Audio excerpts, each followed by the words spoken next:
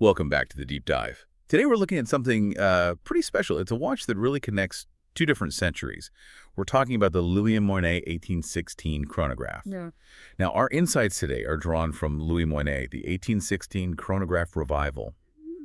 And our mission really is to dig into the story behind this watch, why it's such a big deal and maybe what it tells us about timekeeping itself. Absolutely. And you can't really grasp the modern watch without going way back. We have to start in 1816 because that's the year Louis Moinet created the Compteur de Tierces, which is, well, it's basically the world's first mechanical chronograph. The very first one. The first. And Yeah. for anyone maybe newer to watches, a chronograph, it's not just telling time. It has that built-in stopwatch function, lets you measure time passing separately. And Compteur de Tierces, it literally means thirds counter. Thirds, like fractions of a second. Exactly. It could measure down to 160th of a second, which back then, astonishing. This wasn't just some, neat gadget. It was a huge leap. Think about astronomy, navigation. Precision like that changed things. It really set the stage for everything that followed. That kind of precision, almost 200 years ago, Mm-hmm.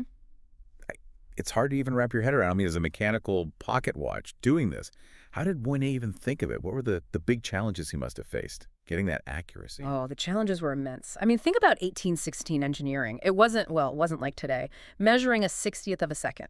That needs an incredibly fast-beating escapement for the time. Something that could handle starts, stops over and over precisely. It wasn't just, making gears match. It was controlling inertia, friction, keeping it stable. And this was a scientific instrument, remember, for astronomers. Fractions of a second could mean, well, missing the whole point of an observation. Right. Okay. So here's where it gets really interesting for today. Yeah. Because Louis Moinet, the brand, they haven't just let this history sit in a museum display. They've actually brought it back. The modern 1816 chronograph. And you called it a revival, not just a reissue. What does that actually mean when we're talking about a luxury watch like this? Yeah, revival is the right word. It's deeper than just copying the look. It's about paying very careful homage, historically speaking, but combining that with, modern capability, performance. So the modern 1816 chronograph, they classify it as an integrated luxury sports chronograph. Okay, let's break that down. Integrated. Integrated means the chronograph part isn't just bolted on. It's built into the main watch movement. That usually means it's more elegant, maybe thinner, definitely structurally sound. And luxury sports. Well, that points to the build quality, robust, versatile design. You can actually wear it, but it's still very high-end, beautifully finished. And crucially, it has these visual cues, these links back to the original Compteur de Tierces. That DNA is obvious. You absolutely see that straight away, those design echoes. Yeah. Like the 3 subdial layout. That's directly from the 1816 pocket watch. Exactly, a direct visual reference. And it's not just the layout. I read the pushers, the buttons you use for the stopwatch. They styled them like the single pusher on the original. It's like a little nod, Yeah. Those details show real dedication. Was it tricky, do you think, adapting those old elements faithfully, but making them work today? I'd imagine so, balancing that historical look with modern function and, frankly, modern expectations of robustness. That's always a challenge. Yeah. But look at the subdials themselves. They really tell the story. At the top, you've got running seconds, the normal seconds ticking away, and next to it, a jumping 30-minute counter. Jumping, what does that mean? It means the hand for the chrono minutes doesn't creep. It snaps instantly to the next minute mark when the seconds hand passes 0, much clearer to read accurately. And then at the bottom, a 12-hour counter for longer timing. These specific functions, they tie right back to that original idea of precise measurement, even over long periods, just, reimagined for someone wearing it today, but the mechanical soul is there. Right. And speaking of today, let's talk materials and mechanics. This isn't just a history piece. It's built using modern stuff. It's got a full titanium case and bracelet, grade 5 titanium specifically.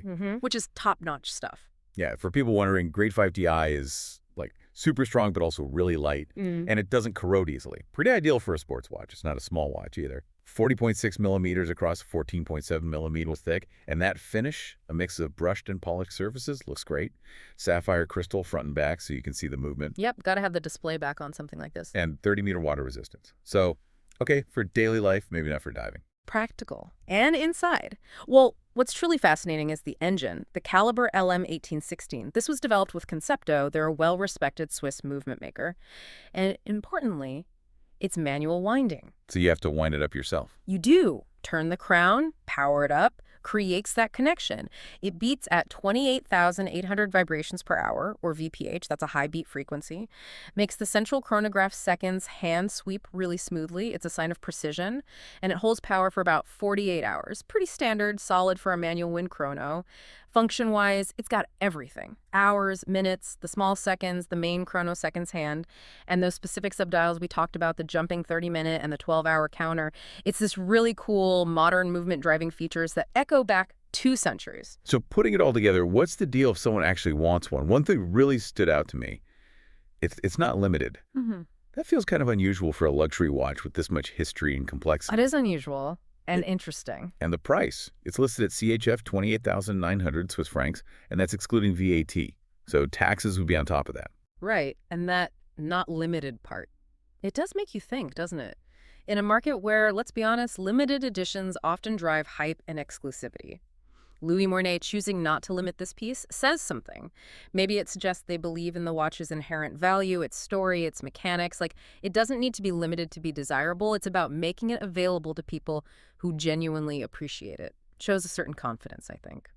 Of course, for all the details, specs, pictures, LouisMoinet.com is the place to go. Okay, so that wraps up our look at the Louis Moinet 1816 chronograph. It really is quite a journey, isn't it? From this revolutionary 19th century invention, the world's very first mechanical chronograph, to this modern watch that honors it so carefully, but with all the benefits of today's watchmaking. It's like history and modern tech sitting together on your wrist, telling this amazing story. Yeah, and maybe the final thought to leave you with is this. If you zoom out, what does bringing back something this specific, this old, this mechanical, what does it really tell us?